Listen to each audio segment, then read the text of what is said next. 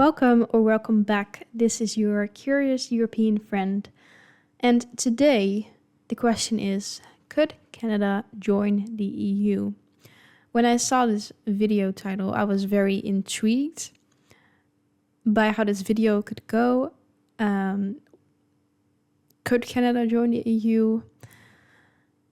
Let's go ahead and just see what he's going to say. This video is brought to you by Brilliant. At the start of the year, The Economist published an article titled "Why Canada Should Join the EU."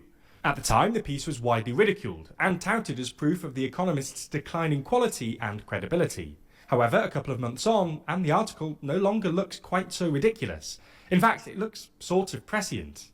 As Trump's threats of tariffs and annexation against America's northern neighbour have escalated, Canadians have apparently started looking to the EU as a backup bestie, and a poll conducted by Abacus Data in late February found that an astonishing 44% plurality of Canadians thought Canada should join the EU, compared to just 34% who thought Canada shouldn't. To be fair, Canada and the EU are already pretty chummy. Canada has a free trade agreement with the EU. It's an observer state in the Council of Europe, and it's a founding member of NATO, which has long been the foundation of Europe's security. I don't know what an observer state, is that what it's called? What he said? What that is. On top of this, Canada's new Prime Minister, Mark Carney, who now looks likely to win the next election, went to France for his first foreign trip, where he described Canada as, quote, the most European of non-European countries, and argued that Canada and Europe are stronger together. So in this video, we thought we'd take a look at whether Canada could actually become the 28th member state of the European Union. So let's get straight into it. The short answer to this question is no. Canada won't be joining the EU anytime soon. Now, you might think that this is simply down to geography. After all, Article 49 of the EU's founding treaty states that only European states can apply for membership. And Canada isn't obviously European. But we don't think this is actually disqualifying. For starters, Article 49 doesn't define what it means by European, and this is obviously a contested concept. The EU's predecessor, the European Community, tried to answer this question more precisely in a 1992 document titled Europe and the Challenge of Enlargement. But they basically concluded that a strict definition was impossible, admitting that the term European, quote, combines geographical, historical and cultural elements, and that it is neither possible nor opportune to establish now the frontiers of the European Union, whose contours will be shaped over many years to come. Culturally, Canada has pretty European vibes. It's a European-style social democracy, with a well-developed welfare state and deep historical links to both France and the UK. The geographical definition of Europe is also clearly elastic. After all, Cyprus is geographically closer to West Asia than continental... Yeah, that is kind of weird. Because, yeah, that's obviously not that close. But I guess still closer than Canada. Europe, and Malta is geographically closer to North Africa.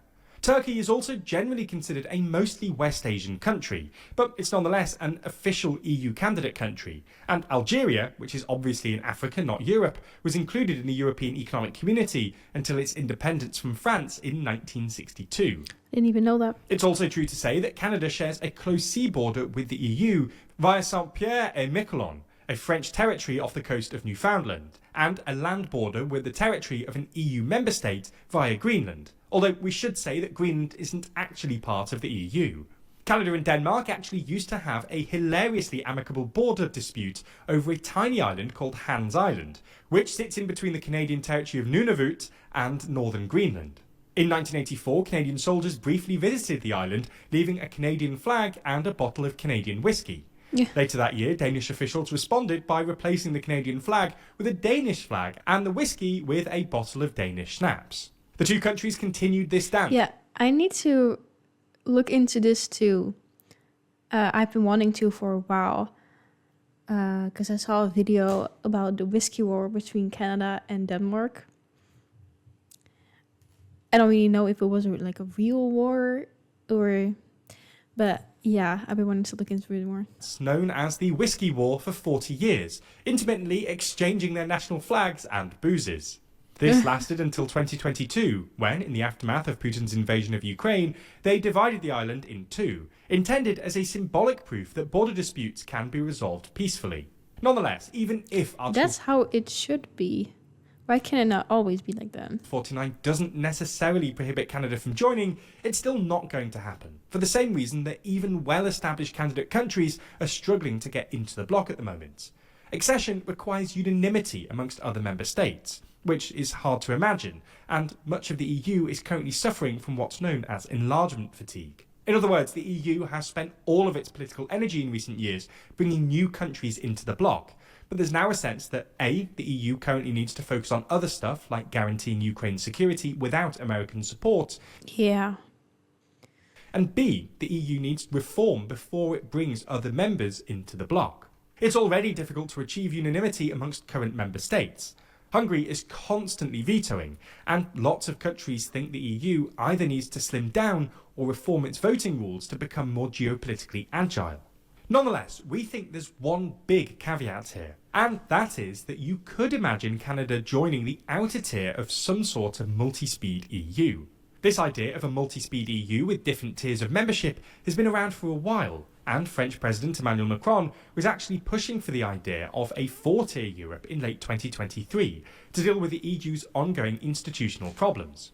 After all, if obstructionist members like Hungary were in some sort of outer tier, they could haggle over less central issues, while a better integrated European core could get on with things. Anyway, Macron's idea sort of died off. That's interesting. That's an interesting idea that I had not no knowledge of. Largely because substantial reform to the EU's institutional arrangement would require treaty change, which would in turn require unanimity. And it's hard to see every member state agreeing to this plan if they know they might end up with less influence in a tiered Europe than they have at the moment. However, there are reasons to think a tiered Europe might be on the way, largely because the EU is increasingly reliant on joint borrowing, i.e. debt issued at the EU level. Sorry, I need to rewind a little bit. I didn't hear it because of this motorcycle outside. However, there are reasons to think a tiered Europe might be on the way, largely because the EU is increasingly reliant on joint borrowing, i.e. debt issued at the EU level. This first happened during COVID, and the EU already owes some €300 billion to creditors, but it's been restarted to aid Europe's rearmament. This is essentially because few European countries have the fiscal space to afford steep increases in defence spending without politically difficult cuts elsewhere, and the EU can borrow at pretty cheap rates. The reason we think this could lead to a tiered Europe is that this money will eventually need to be paid back, presumably via direct taxes levied by the EU, given it's hard to imagine member states agreeing to an enormous increase in national contributions, and giving Brussels the right to tax is probably the only way to maintain the EU's exceptional credit rating. This will probably create a core of countries who are happy to join in a European fiscal union, and an outer shell who aren't, and who would then be excluded from future joint borrowing initiatives. Canada might qualify for this outer core, and well, this could be a pretty good deal. After all, Canada is a big, empty, mineral-rich country, while Europe is densely populated and mineral-poor. Yeah. At TLDR News, we're always trying to help you learn more about the world around you. This is a really interesting concept to think about. And I would not mind Canada being in the European Union. Oh my god. If my boyfriend would hear this, he would really laugh, because I've said this before. I don't know why I say European Onion sometimes. European Union. I guess it's because the U in Dutch is that sound. But anyways, European Onion. What was I even saying? I don't know. It could be a good deal for both Canada and the European Union, because they both have things to offer, of course. Like, Canada would be a good attribution, I feel like, to the European Union. Now, I don't know too much about it, so don't take my word for it, but yeah, especially if we could also help Canada or protect Canada more from the whole thing with Trump. I would definitely be willing to do that, but of course, who am I? I'm not in the European Parliament or whatever. But yeah, I don't know if there is, if it is possible to protect Canada from that more, or, but I would definitely be willing to try at least. Like, Canada has done so much for the Netherlands, if I can speak about just the Netherlands.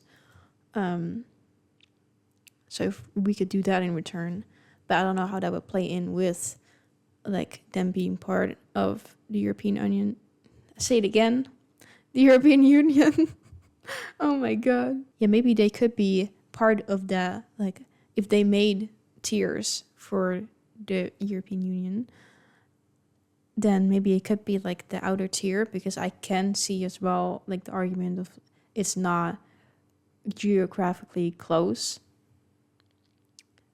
to Europe and the European Union. But yeah, maybe if they could be in that outer tier, then they could still be part of it, just to a lesser extent.